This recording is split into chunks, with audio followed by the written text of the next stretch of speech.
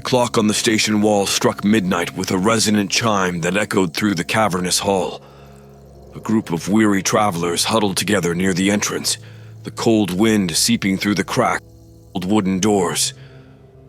The storm outside raged on, lashing the station with rain and howling through the rafters. The train they had hoped to catch was delayed, and there would be no other until morning. Clara, a young woman in her mid-20s, shivered and pulled her coat tighter around her shoulders. Her auburn hair, damp from the rain, clung to her face. She glanced around at the other travelers, trying to gauge their mood. Most were in various stages of frustration or fatigue, but all shared unease that was impossible to shake in the old station's eerie atmosphere. The station itself was a relic from another era, its architecture grand yet decrepit. High arched ceilings loomed overhead, adorned with frescoes that told stories of a time long past. The benches were worn and splintered, the paint on the walls peeling in long strips. An ancient chandelier, coated in dust, swayed gently as the wind buffeted the building. Clara's eyes were drawn to a large, rusted plaque mounted on one of the walls. She squinted to read the inscription through the grime. In memoriam, the victims of the Great Train Tragedy of 1924. Her curiosity piqued. She moved closer, tracing the names with her finger. There were dozens listed, their lives in a disaster she had never heard of. Pretty creepy, huh? A voice startled her from behind. She turned to see Mark, a fellow traveler she had briefly chatted with earlier. He was tall, with a scruffy beard and a warm smile that didn't mask the weariness in his eyes. "Yeah," Clara replied, stepping back from the plaque. "Do you know anything about this?" Mark shook his head. "Not really. I overheard some locals talking about here, though. Apparently there was a huge train crash here almost 100 years ago. They say the station's been haunted ever since." Clara felt a chill run down her spine, and it wasn't from the cold. She forced a smile. "Great. Just what we need to hear while we're stuck here for the night." As they talked, the station, an elderly man with a hunched back and a slow, shuffling gait, approached. His presence seemed almost spectral, his thin frame swathed in a dark overcoat that dragged slightly on the ground. "Excuse me," Clara called out. "Is there anywhere else we can go? This place is unsettling." The station master looked at her with eyes that seemed too old for even his ancient face. "I'm afraid not, miss. The storm has blocked the roads and the nearest town is miles away. Best to stay here and wait it out." He turned to leave, but hesitated as if weighing a decision. "Just try not to wander too much. The station holds many memories, and not all of them are pleasant." With that, he shuffled away, leaving Clara and Mark exchanging uneasy glances. As the storm outside showed no sign of abating, the travelers resigned themselves to a long, uncomfortable night.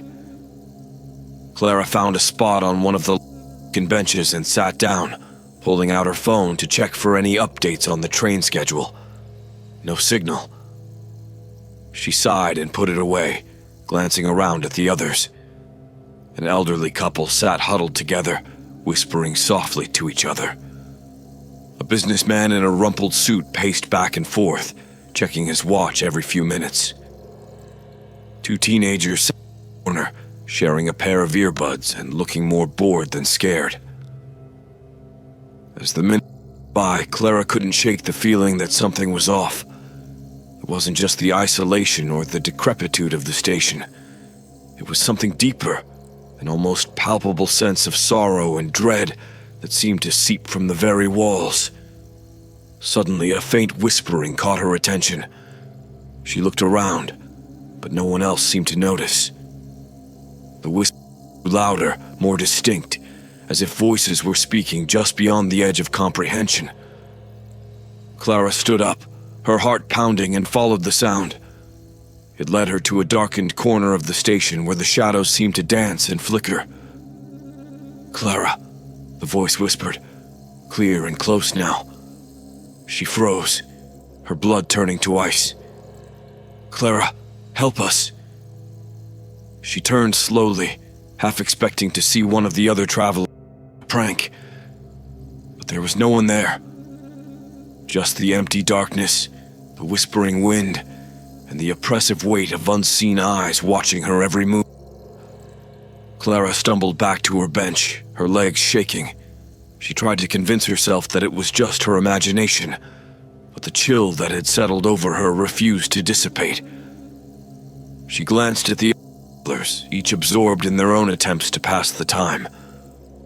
No one else seemed to have noticed anything unusual. Mark approached her again, concern etched on his face. "You all right? You look like you've seen a ghost." She managed a shaky laugh. "Maybe I have. I just heard something. It was like someone whispering my name." Mark frowned, looking around the dimly lit station. "This place gives me the creeps, too. Let's stick together. Maybe we can figure out what's going on." Clara nodded, grateful for the company. As they sat down together, the whispering began again, this time louder and more insistent. It seemed to be coming from all directions at once, an unintelligible chorus of voices blending with the howling wind. Clara and Mark exchanged nervous glances. "Do you hear that?" Clara asked. Mark nodded, his eyes wide. "Yeah, I hear it." The other travelers were starting to notice as well. The elderly couple clung to each other, their faces pale with fear. The businessman stopped pacing and looked around, his expression a mix of confusion and alarm. The teenagers pulled out their earbuds, their bravado slipping away. The whispering grew louder still, the words becoming clearer. "Help us. Release us. Save us." The station lights flickered, casting long, eerie shadows that seemed to move of their own accord.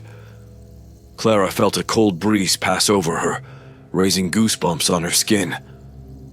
She looked at Mark, who was staring intently at something behind her. Slowly, she turned to follow his gaze. In the far corner of the station, where the shadows were darkest, figures began to materialize. They were faint at first, like mist taking shape, but soon they became clearer. Ghostly apparitions of men, women, and children, their faces twisted in expressions of agony and despair. One of the ghosts, a young woman with long, flowing hair and hollow eyes, stepped forward. She reached out a transparent hand, her mouth opening in a silent scream. "Help us!" she pleaded, her voice echoing in Clara's mind. The travelers huddled together, their fear palpable. The station master reappeared, his face grim. "It's happening again," he muttered, more to himself than to anyone else. "What do you mean?" Clara demanded, her voice trembling. "The spirits of the crash victims," he explained. "They are trapped here, reliving their final moments over and over. They seek release, but they cannot find it." Mark took a step forward, his jaw set in determination. "How can we help them? There has to be a way." The station master shook his head. "I've tried everything. Prayers, rituals, exorcisms. Nothing works. They are bound to this place by the tragedy that took their lives." Clara looked around at the apparitions, their ghostly forms flickering like candle flames. "There has to be something we can do. We can't just leave them like this." The station master sighed, his shoulders slumping. "Perhaps there is one thing. The conductor of the train that crashed. He was said to have cursed the station with his dying breath.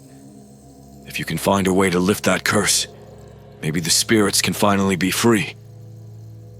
A sudden gust of wind swept through the station, carrying with it a cacophony of ghostly wails. The travelers clung to each other, their fear mounting as the apparitions drew closer. Clara felt a surge of determination. "We'll do it. We'll find a way to lift the curse and set them free." Mark nodded in agreement, his expression resolute. "We're in this together. Let's figure out what we need to do." As the whispering continued to swirl around them, Clara and Mark knew that their night in the haunted station was far from over. The spirits of the dead were counting on them, and they would not rest until the curse was broken and the lost souls were finally at peace. Clara and Mark gathered the other travelers around, explaining the station master's words and their plan to lift the curse. Faces pale with fear, they agreed, realizing that their safety might depend on understanding the station's dark history. The elderly couple, Frank and Margaret, suggested starting with the station master. "He seems to know more than he's letting on," Frank said, his voice trembling slightly. Clara nodded and approached the station master, who was now sitting on a bench, staring into the distance. "Sir," she began gently, "we need to know more about the train crash. Please, tell us everything you can." The station master looked up, his eyes haunted. "Very well. I suppose you deserve to know what you're up against." He took a deep breath and began his tale. It was the winter of 1924, a night much like this one. The storm was fierce, the wind howling like a banshee. A train known as the Midnight Express was making its way through these very tracks, carrying passengers from all walks of life. But something went terribly wrong. His voice quivered as he continued. The conductor, Edward Grimshaw, was a man known for his meticulousness. But that night, something possessed him to make a fatal error. Some say he was distracted. Others claim he was drunk. Whatever the reason, he failed to notice a critical signal, and the train sped into a sharp curve at full throttle. Margaret gasped, her hand covering her mouth. The station master nodded solemnly. The train derailed, carriages piling up like a twisted accordion of metal and fire. Dozens died on impact, while others were trapped, their cries lost in the storm. He paused, his eyes distant. Grimshaw survived the initial crash, but was gravely injured. As he lay dying, he cursed the station, blaming it for his downfall. "May this place be haunted by our restless souls until the end of time," he swore. And with his last breath, he condemned us all. Clara shivered, the weight of the story settling over her. "What about the survivors?" she asked. The station master sighed. Those who lived were never the same. Some went mad, others vanished without a trace. It's said that Grimshaw's curse affected them too, binding them to the station in some way. Over the years, strange occurrences began to plague this place. Ghostly apparitions, whispers in the wind, and travelers disappearing. The businessman, who introduced himself as Mr. Thompson, spoke up. "Is there any record of this? Any documents or diaries that might help us understand how to lift the curse?" The station master nodded. "In the old station office, there's a chest of records from that time. I've never had the courage to sift through it, but perhaps you will find something useful there." Clara, Mark, and the others made their way to the station office, a small, cluttered room filled with dust-covered files and ledgers. In the corner, they found an old wooden chest, its hinges rusted but intact. Together, they pried it open, revealing a collection of yellowed papers, photographs, and journals. Mark pulled out a leather-bound diary, the name Edward Grimshaw embossed on the cover. "This might be it," he said, flipping through the brittle pages. "If we can find out more about his life and the moments leading up to the crash, maybe we can figure out how to break the curse." Clara read over his shoulder, the ghostly whispering intensifying around them. The diary detailed Grimshaw's life, his dedication to his job, and the mounting pressures he faced. As they delved deeper, they uncovered entries about strange occurrences leading up to the crash, visions of ghostly figures, ominous dreams, and an overwhelming sense of doom. "This can't be a coincidence," Clara murmured. "It's like something was driving him towards that fatal mistake." Margaret pointed to a final, hastily scribbled entry. "Look at this," she said. "He mentions a ritual. Something about appeasing the spirits of the tracks. But it's incomplete." Mr. Thompson frowned.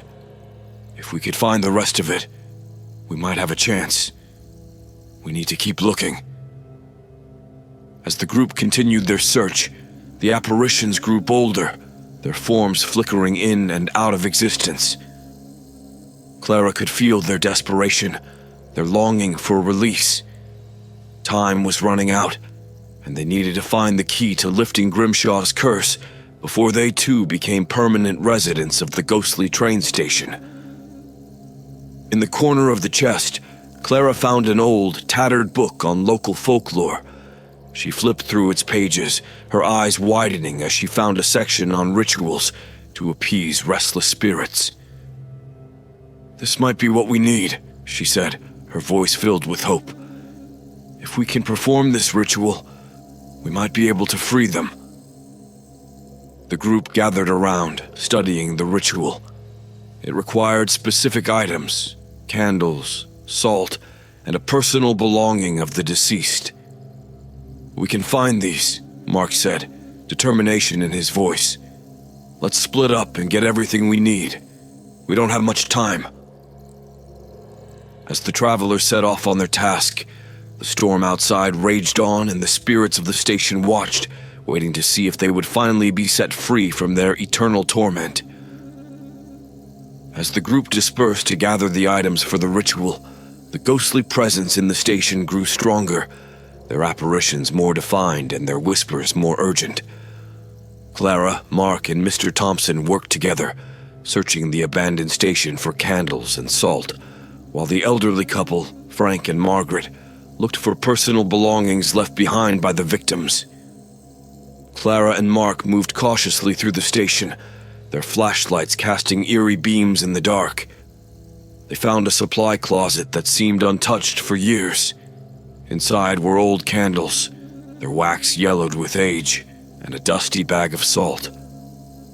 "This should be enough," Mark said, grabbing the items. "Let's get back to the others." As they turned to leave, the temperature in the room dropped sharply. Clara felt a cold breath on her neck and turned to see a ghostly figure standing in the doorway. It was a young woman, her face pale and eyes wide with terror. "Leave this place," she whispered, her voice echoing with an otherworldly timbre. "You don't belong here." Clara's heart pounded in her chest. "We're trying to help," she said, her voice shaking. "We want to set you free." The ghost's eyes filled with tears. "It's too late for us. But you must escape before it takes you too." With that, the apparition faded, leaving Clara and Mark in stunned silence. They quickly made their way back to the main hall where the others were waiting. Mr. Thompson had found an old suitcase, its contents strewn across the floor. "I think these belong to the passengers," he said, holding up a scarf and a pair of glasses. "They might work for the ritual." Frank and Margaret nodded, showing the items they had found: a locket, a watch, and a child's toy. "These should do," Frank said, his voice steady despite the fear in his eyes. As they prepared for the ritual, the ghosts grew more agitated. Shadows moved along the walls, and the whispering became a cacophony of anguished cries. Clara could feel their desperation, their need for release. They set up the candles in a circle, sprinkling the salt around them. In the center, they placed the personal belongings of the deceased. Clara took the old book of folklore, reading the instructions aloud. "We gather here to break the curse, to release the souls trapped in this place. With these items, we honor their memory and seek their peace." As she spoke, the candles flickered, and a chill wind swept through the station. The apparitions grew more visible, their forms solidifying as they watched the ritual unfold. The station master appeared, his face pale and eyes hollow. "Be careful," he warned. "The spirits are restless. They may not want to let you succeed." Clara nodded, continuing the ritual. "We call upon the spirits of the tracks, the souls bound by tragedy. We ask for your forgiveness and offer this ritual as a means of release. May you find peace and move on from this place." The wind howled, and the ghostly figures began to swirl around them, their faces contorted with a mix of hope and fear. The temperature dropped even further, and Clara could see her breath in the air. Suddenly, a loud crash echoed through the station, and the ghostly figure of Edward Grimshaw appeared. His eyes burned with anger and pain, his spectral form towering over them. "You think you can break my curse?" he roared, his voice a thunderous boom. "You are fools! You will join us in our torment!" Clara stood her ground, her voice firm. "We are not afraid of you, Grimshaw. We will break this curse and set these souls free." Grimshaw lunged at them, his ghostly form passing through Clara and sending a jolt of icy fear through her. The candles flickered wildly, but Clara kept reading, her voice unwavering. "We release you, Edward Grimshaw. We release the souls bound to this station. May you find peace and leave this world behind." With a final deafening scream, Grimshaw's form shattered, his essence dissipating into the air. The other apparitions followed suit, their forms dissolving into wisps of mist that vanished into the ether. The station fell silent, the oppressive weight lifting as the spirits were finally freed. Clara and the others stood in stunned silence, the reality of what they had just accomplished sinking in. The station master approached them, his expression one of awe and gratitude. "You did it," he said softly. "You set them free. Thank you." Clara smiled, exhaustion washing over her. "Let's hope we can get out of here now." As dawn approached, the first rays of sunlight pierced through the station's grime-covered windows, casting a warm, golden glow. The storm had passed, and the oppressive atmosphere had lifted, replaced by a sense of calm and serenity. The travelers gathered their belongings, their spirits buoyed by the knowledge that they had not only survived the night, but had also brought peace to the restless souls of the station. Clara looked back one last time, feeling a sense of closure and hope as they prepared to leave the ghostly train station behind. The morning sun filtered through the grime-encrusted windows of the station, casting long, dusty beams of light across the floor. The travelers felt a momentary relief, but the air was still thick with unease. Clara knew that the hardest part was yet to come, understanding the full extent of Edward Grimshaw's curse and breaking it once and for all. The station master, now more open to helping them, led the group to an old office at the far end of the station. "This was Grimshaw's office," he explained, pushing open the heavy door. The room was cluttered with papers, maps, and old photographs. The air smelled musty, a testament to the years of neglect. Clara and Mark began sifting through the documents, hoping to find some clue that could help them lift the curse. Mr. Thompson and the elderly couple joined in, their eyes scanning the yellowed pages and faded ink. After what felt like hours, Clara found a leather-bound notebook hidden in a drawer. "Look at this," she said, holding it up. The cover was worn, but the name Edward Grimshaw was clearly visible. Mark took the notebook and opened it. The pages were filled with meticulous notes, detailing Grimshaw's life, his work, and most importantly, the fateful night of the crash. As they read, a clearer picture of the man emerged, one of a dedicated but deeply troubled individual. The final entries were the most revealing. Grimshaw wrote about strange dreams and visions, feeling as if something was compelling him toward disaster. His last entry was a chilling account of the moments leading up to the crash, ending with his curse on the station. "It wasn't just an accident," Clara whispered, her voice trembling. Something was pushing him towards it. He believed he was cursed even before the crash happened. The station master nodded solemnly. "Many have said there was an evil presence here long before the crash.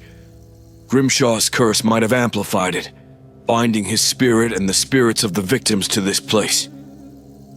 Mark's eyes widened as he read a passage aloud. "To break the curse, one must seek forgiveness, not from the living, but from the souls wronged by my hand. Only then can peace be restored." "We need to perform another ritual," Clara said, determined in her voice. "One that seeks the forgiveness of the spirits. We have to convince Grimshaw to seek redemption." As they prepared for the new ritual, the station grew colder, the shadows deepening. The apparitions reappeared, their ghostly forms more solid and menacing. They seemed to sense the travelers' intent, their whispers turning into mournful wails. The group gathered in the main hall once more, setting up the candles and salt in a new configuration. This time they placed Grimshaw's notebook and the personal belongings of the deceased in the center. Clara began the ritual, her voice steady despite the fear gnawing at her insides. "We call upon the spirits bound to this place. We seek forgiveness for the wrongs committed and ask for peace to be restored." The ghostly forms of the victims appeared, their faces a mix of sorrow and anger. Clara could feel their pain, their longing for release. She turned to the spot where Grimshaw's apparition had first appeared. "Edward Grimshaw, we call upon you. Seek forgiveness from those you wronged and release them from this curse." For a moment, nothing happened. Then, a cold wind swept through the station, and Grimshaw's ghostly figure materialized once more. His eyes were filled with torment, his expression one of deep regret. "Why should they forgive me?" he cried, his voice echoing through the station. "I doomed them all with my mistake." Clara stepped forward, her voice gentle but firm. "You were not entirely to blame. There was something else at work here, something darker, but you must seek their forgiveness to free them, and yourself." The ghostly victims moved closer, their forms flickering like candle flames in a breeze. One by one they began to speak, their voices a chorus of sorrow and hope. "We forgive you," they whispered. "Free us, and free yourself." Grimshaw's form wavered, his spectral eyes filling with tears. "I'm sorry," he said, his voice breaking. "I never meant for any of this to happen. Please, forgive me." As he spoke, the air around them seemed to lighten, the oppressive weight lifting. The ghostly figures began to dissolve, their faces finally at peace. Grimshaw's form shimmered, a soft light enveloping him. "Thank you," he whispered, his voice barely audible. "Thank you for freeing us." With that, his apparition vanished, and the station fell silent. The air was clear, the lingering sense of dread replaced by a serene calm. The travelers stood in stunned silence, the reality of what they had accomplished sinking in. The curse was broken, and the spirits of the dead were finally at peace. Clara felt a profound sense of relief, her heart lightened by the knowledge that they had done something truly good. As they gathered their belongings and prepared to leave, the station master approached them, his face lined with gratitude. "You've done a great service," he said. "Not just for the spirits. but for this place and all who will come here in the future." Clara smiled, feeling a deep sense of satisfaction. "Let's hope we never have to face something like this again." The group stepped out into the morning light, the storm clouds having cleared to reveal a bright, hopeful sky. As they walked away from the station, they knew they would carry the memory of that night with them forever, a testament to the power of forgiveness and the resilience of the human spirit. Despite the morning sun's warmth, the station grounds remained shrouded in an eerie quiet. The travelers, though relieved by the apparent success of the ritual, could not shake the feeling that something still lingered. Clara, Mark, and the others gathered near the tracks, drawn by an inexplicable urge to confront the last vestiges of the curse. Clara crouched by the rails, her hand hovering just above the cold metal. She felt a faint vibration, as if the tracks themselves were alive. "Do you feel that?" she asked, looking up at Mark. He nodded, his expression grim. "Yeah, it's like a pulse. I think the tracks are still possessed by whatever dark force was here." The station master, who had followed them outside, stood a few feet away, his face pale. "The tracks were always said to be cursed," he murmured. "Even before Grimshaw's time, there were tales of ghost trains and disappearing passengers." Mr. Thompson, always the practical one, frowned. "We need to make sure the curse is completely lifted. If the tracks are still possessed, the spirits might not be fully at rest." Frank and Margaret, holding hands tightly, moved closer. "What can we do?" Margaret asked, her voice trembling. Clara stood up, her mind racing. "We need to cleanse the tracks. There has to be something in the folklore book we can use." They returned to the station office, the oppressive atmosphere pressing down on them once more. Clara flipped through the old book of folklore, searching for any mention of cleansing rituals. Finally, she found a passage about purifying haunted places. "We need a mixture of salt and holy water," she read aloud, "and we must walk the length of the tracks, sprinkling it as we go, while reciting a prayer for peace." The group quickly gathered the necessary items. Frank produced a small vial of holy water from his bag, explaining that he always carried it with him for protection. They mixed it with salt in a small bowl, and Clara led them back to the tracks. As they began their walk, Clara recited the prayer from the book. "We call upon the spirits bound to these tracks. By this act, we seek to cleanse this place of all darkness. May peace and light prevail." The wind picked up, carrying their voices along the length of the tracks. The air grew colder, and the ground beneath them seemed to tremble. Clara could feel the malevolent presence resisting their efforts, but she pressed on, her voice unwavering. With each step, the mixture of salt and holy water sparkled as it hit the tracks, creating a faint, shimmering trail. The travelers followed, repeating the prayer in unison. As they reached the end of the station, a loud rumbling noise filled the air. Clara turned to see a ghostly train barreling down the tracks, its spectral form glowing with an otherworldly light. The ghostly conductor, Edward Grimshaw, stood at the helm, his face a mask of sorrow and determination. "We must finish the prayer," Clara shouted over the noise. "Keep going!" The group continued, their voices rising in a chorus of defiance. The ghost train drew closer, its presence overwhelming. Just as it seemed it would engulf them, Clara spoke the final words of the prayer, her voice echoing through the station.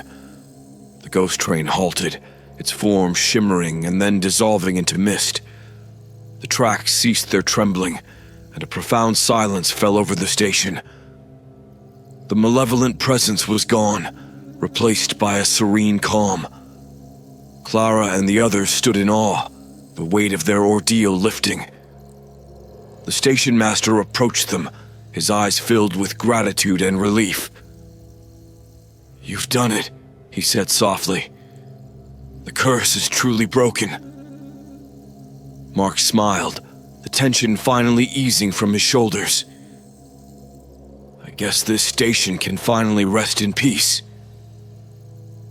As the group made their way back to the main hall, they were greeted by the sight of the apparitions, now at peace, fading into the light. Clara felt a deep sense of satisfaction, knowing they had accomplished something extraordinary. The storm had cleared, and the sun shone brightly as they stepped outside. The station, once a place of sorrow and torment, now stood as a beacon of hope and redemption. Clara looked back one last time, feeling a sense of closure. The travelers gathered their belongings, ready to leave the haunted station behind.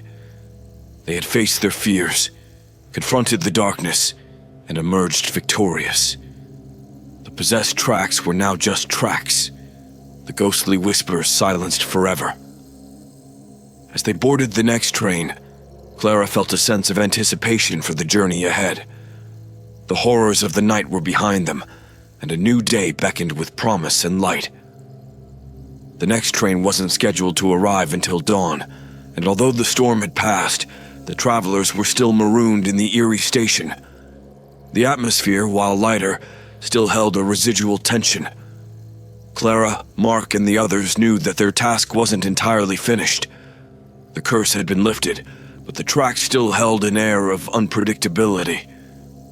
As the first rays of dawn began to creep over the horizon, a thick fog rolled in, enveloping the station and the surrounding tracks.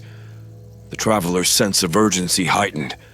They had to make sure no remnants of the curse remained before they could safely leave. Clara glanced at her watch.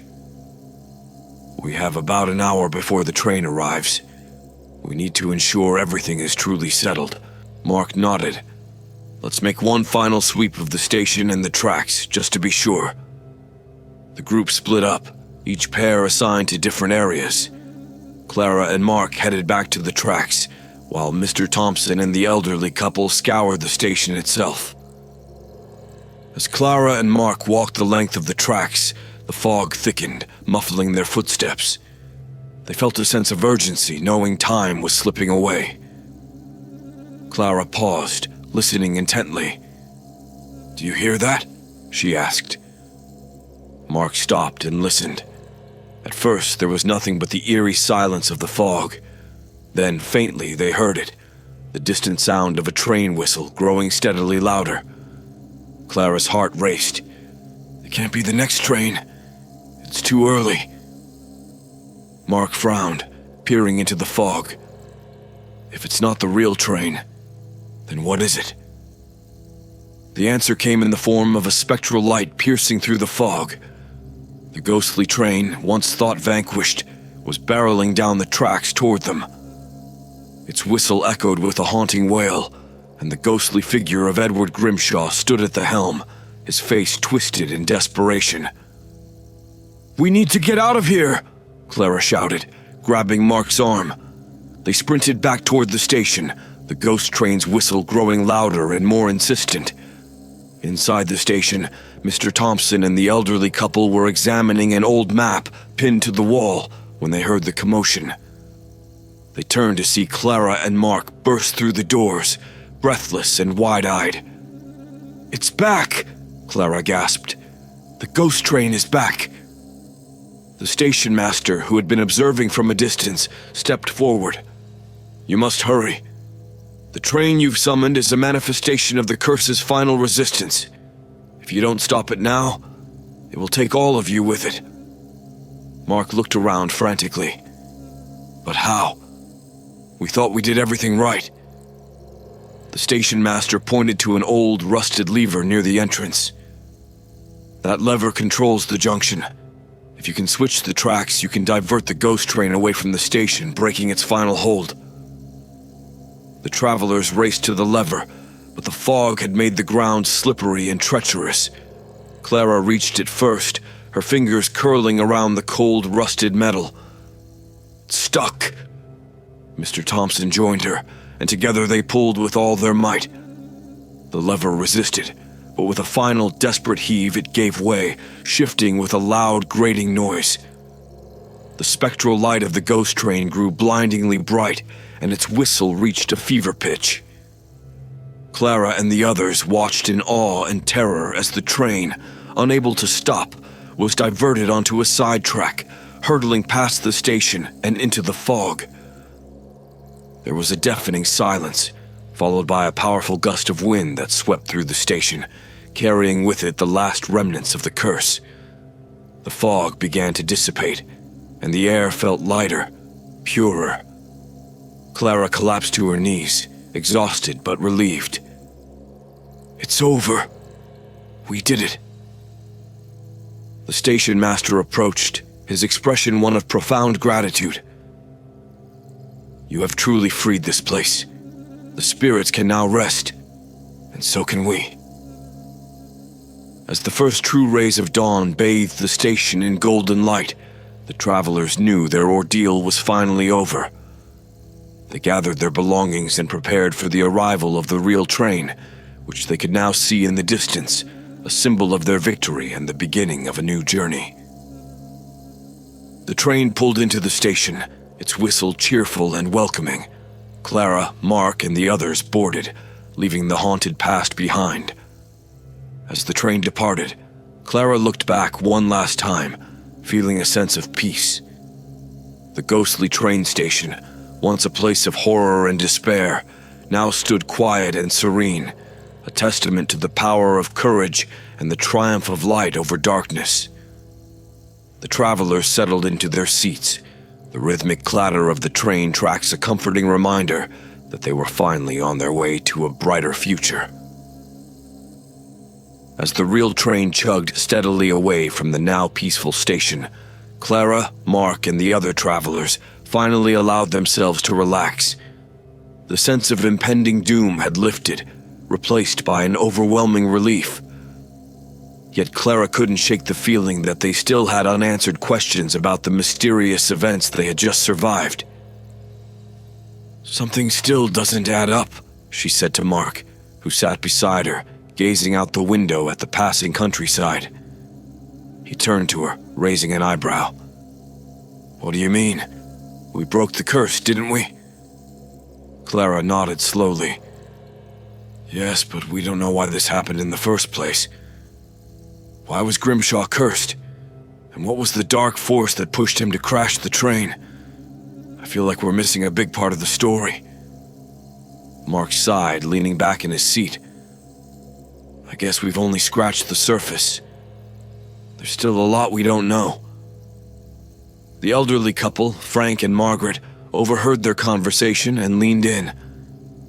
"Maybe we can help," Frank said. "Margaret and I used to be historians. We might be able to piece together more of the story if we had more information." Clara's eyes lit up. "That would be amazing. I think we should look through Grimshaw's notebook again and the old station records we found."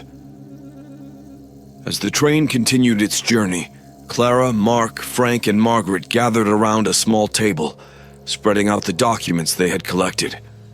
Mr. Thompson joined them, his curiosity piqued. "Let's start with Grimshaw's notebook," Clara suggested, flipping it open to the first page. "Maybe there are clues we missed." They pored over the entries, paying close attention to Grimshaw's descriptions of his dreams and visions. One entry stood out, dated just a few days before the crash. "I have seen them again. The shadowy figures at the edge of my vision. They whisper to me, urging me towards the tracks. I feel their presence growing stronger. I fear I am losing my mind." Margaret tapped the page. "These shadowy figures. They could be manifestations of the dark force you mentioned, Clara. Something was definitely influencing him." Mark nodded. "But why? What could have caused such a malevolent presence?"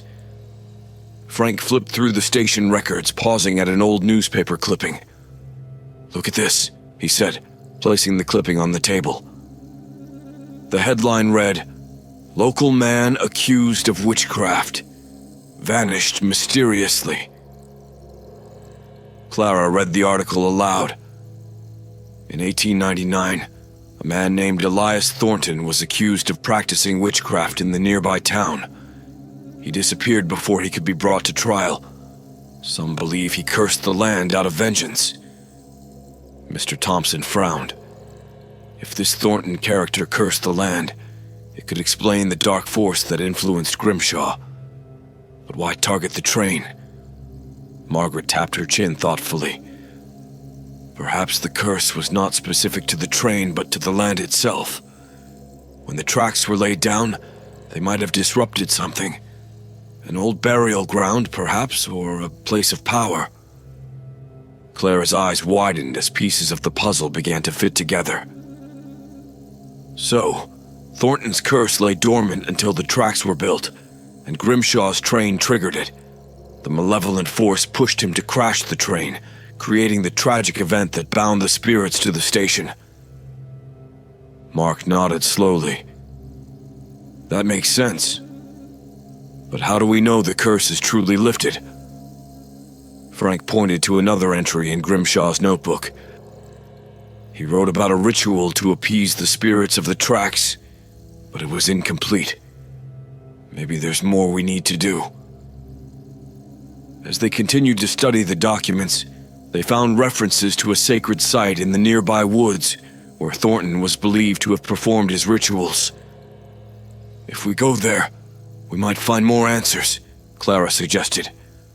Mr. Thompson glanced out the window. We're not far from the next town. We could get off there and make our way to the site. The group agreed, determined to uncover the full story and ensure the curse was completely lifted.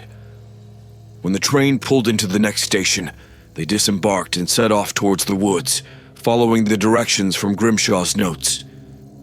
The path led them through dense forest, the air growing cooler and more oppressive as they ventured deeper.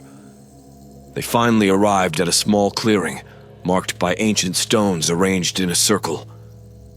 This must be the place, Clara said, her voice hushed.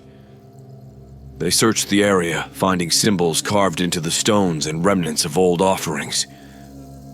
Margaret examined the carvings closely. These symbols matched the ones in Grimshaw's notebook.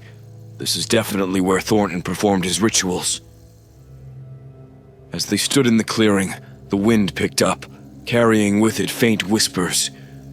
Clara felt a chill run down her spine.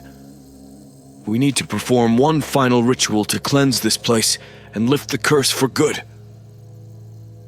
Using the symbols and instructions from Grimshaw's notes, they gathered items from the forest, twigs, leaves, and stones, and placed them in the center of the circle. Clara led the group in a prayer for peace and forgiveness, their voices blending with the rustling leaves. As they completed the ritual, a soft light enveloped the clearing, and the oppressive atmosphere lifted. The whispers faded, replaced by a profound sense of calm. We did it, Clara said, relief washing over her. The curse is finally lifted. The group made their way back to the train station, feeling a sense of accomplishment. As they boarded the train and continued their journey, Clara knew that they had unraveled the mystery and brought peace to a place long haunted by darkness. The ghostly train station and its cursed tracks were now just a memory, a testament to the power of courage, determination, and the unyielding human spirit. As the travelers returned to the station, a sense of finality settled over them. They had uncovered the mystery and lifted the curse, but they knew they had to leave the station before nightfall. The weight of the remaining hours pressed upon them, and they moved with purpose, gathering their belongings and preparing to leave. Clara and Mark stood on the platform, their eyes scanning the horizon for the approaching train. The fog had cleared, and the morning sun shone brightly, but the air still held a residual chill.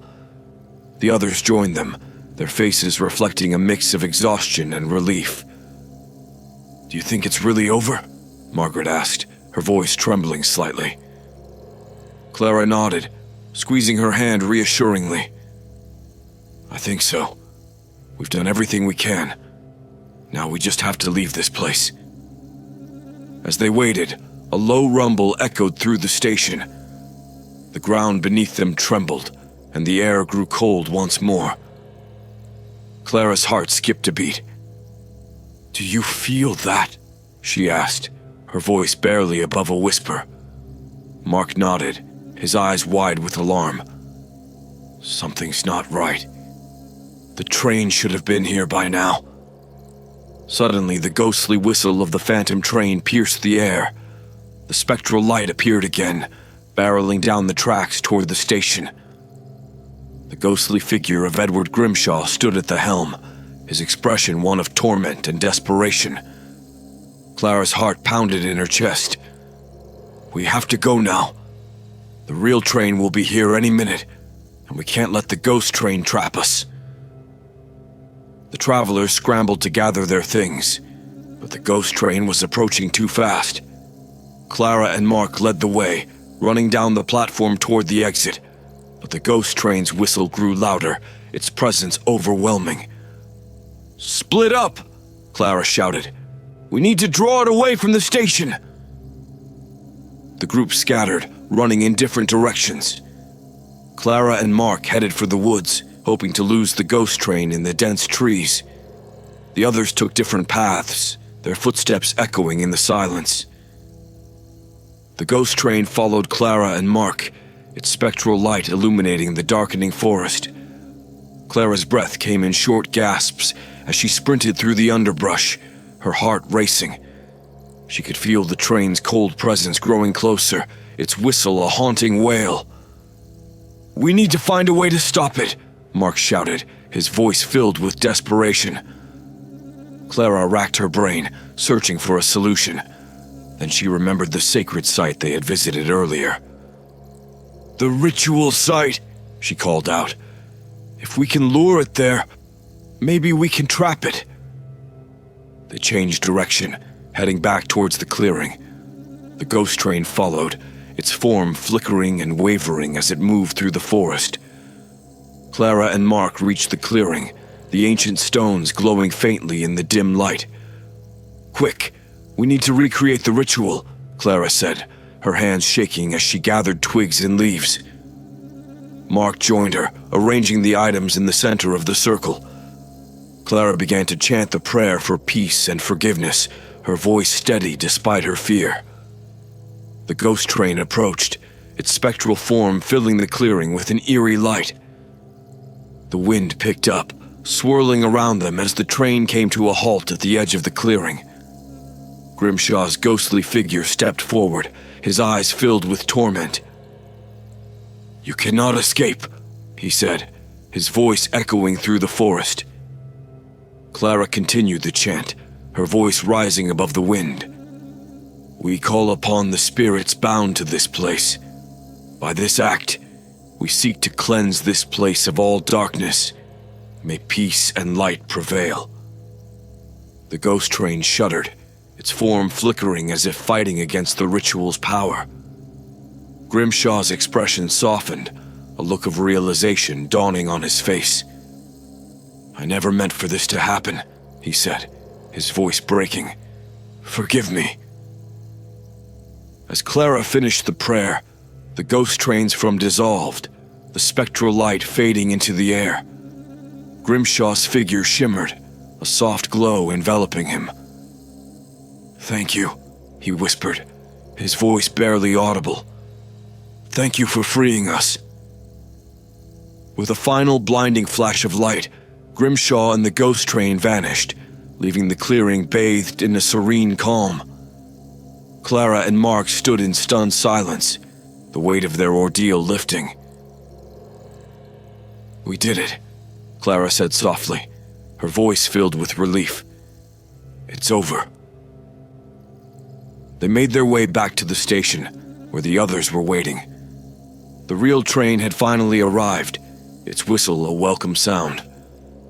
The travelers boarded, their faces reflecting a mix of exhaustion and relief. As the train pulled away from the station, Clara looked back one last time.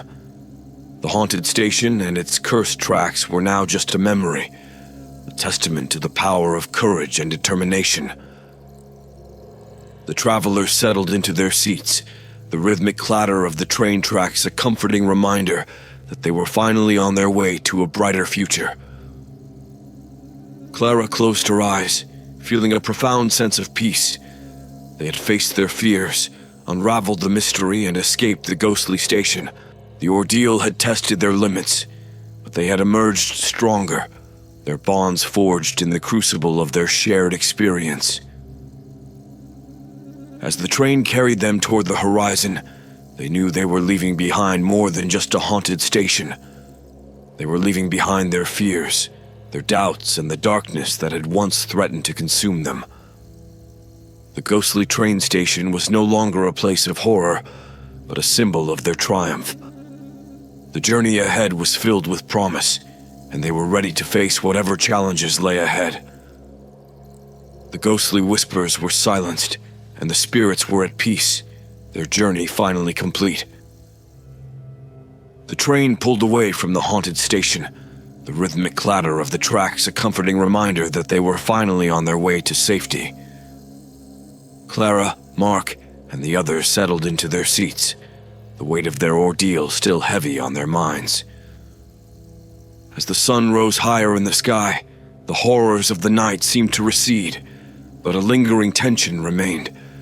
Clara couldn't shake the feeling that their escape was not yet guaranteed. She glanced at Mark, who sat beside her, his face etched with exhaustion. "Do you think it's really over?" she asked quietly. Mark sighed, rubbing his temples. "I hope so. But after everything we've been through, it's hard to feel completely safe." The other travelers shared similar sentiments. Frank and Margaret sat huddled together, whispering softly. Mr. Thompson stared out the window, lost in thought. The train's conductor, a middle-aged man with a kind face, walked down the aisle, checking on the passengers. "Is everyone all right?" he asked, his voice filled with concern. Clara nodded. "We're okay, just a little shaken." The conductor smiled reassuringly. "We're on schedule now. You'll be at your destination soon." As he moved on, Clara felt a sense of urgency. "We need to make sure that nothing follows us," she said to Mark. "We can't let our guard down." Mark nodded in agreement. "Let's check the train. Make sure everything is normal." They stood up, moving carefully through the carriages. The other passengers, oblivious to the night's events, sat reading or chatting quietly. Clara and Mark exchanged glances, feeling the weight of their secret. As they reached the last carriage, Clara noticed a faint, cold draft. Her heart skipped a beat. "Do you feel that?" she asked, her voice barely a whisper. Mark nodded, his eyes wide with alarm. "It's cold. Too cold." They moved toward the source of the draft, finding a door slightly ajar. Clara's breath caught in her throat as she saw a faint, ghostly light seeping through the crack. "No," she whispered. "It can't be."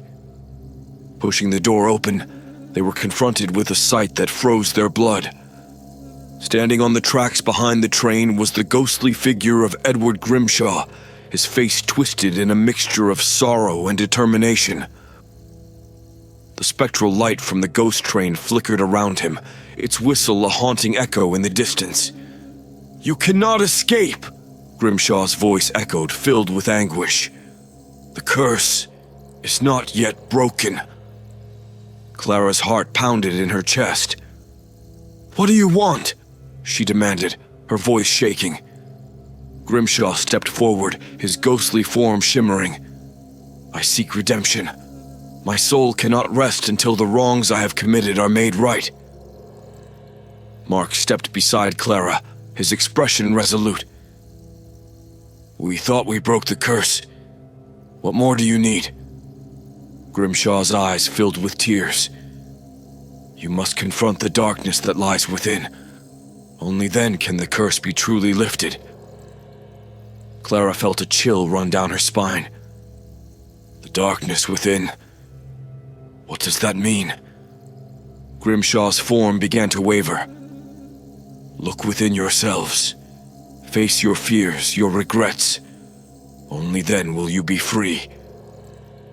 With a final sorrowful glance, Grimshaw's figure dissolved into the mist, leaving Clara and Mark standing in stunned silence. "We have to go back," Clara said, her voice trembling. "We have to face whatever it is that's still holding us here." Mark nodded, determination in his eyes. "Let's gather the others. We need to do this together." They returned to the main carriage, gathering Frank, Margaret, and Mr. Thompson. Clara explained what they had seen, her voice steady despite the fear gnawing at her insides. "We have to confront our inner darkness," she said. "Grimshaw's spirit won't rest until we do." The group exchanged uneasy glances, but they knew there was no other choice. They moved to an empty compartment, sitting in a circle. Clara led them in a meditation, guiding them to look within themselves. As they closed their eyes, the compartment grew colder, the air thick with tension. Clara felt her own fears rising to the surface, memories of past mistakes, regrets that had haunted her for years. She faced them head-on, acknowledging her faults and forgiving herself. Around her, the others did the same. Mark confronted his own demons, memories of a lost loved one, and the guilt that had plagued him. Frank and Margaret faced their fears of losing each other, while Mr. Thompson dealt with regrets of a life spent chasing success at the expense of personal connections. The cold air began to warm, the oppressive atmosphere lifting as each of them confronted their inner darkness. Clara felt a sense of peace wash over her, a lightness she hadn't felt in years. When they opened their eyes, the compartment was filled with a soft, golden light.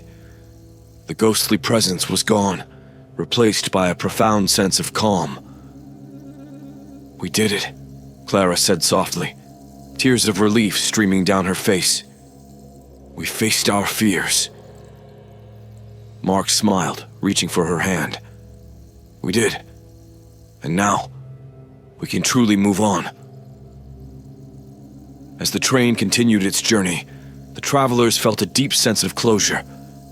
They had faced their fears, broken the curse, and found redemption. The ghostly train station was now just a memory, a testament to their courage and resilience.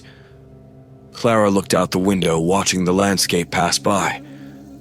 The journey ahead was filled with promise, and she knew they were finally free to embrace the future. The haunted past was behind them, and the travelers were ready to face whatever lay ahead. They had escaped the ghostly station and the darkness within, emerging stronger and more united than ever before. The road ahead was bright, and they were ready to face it together.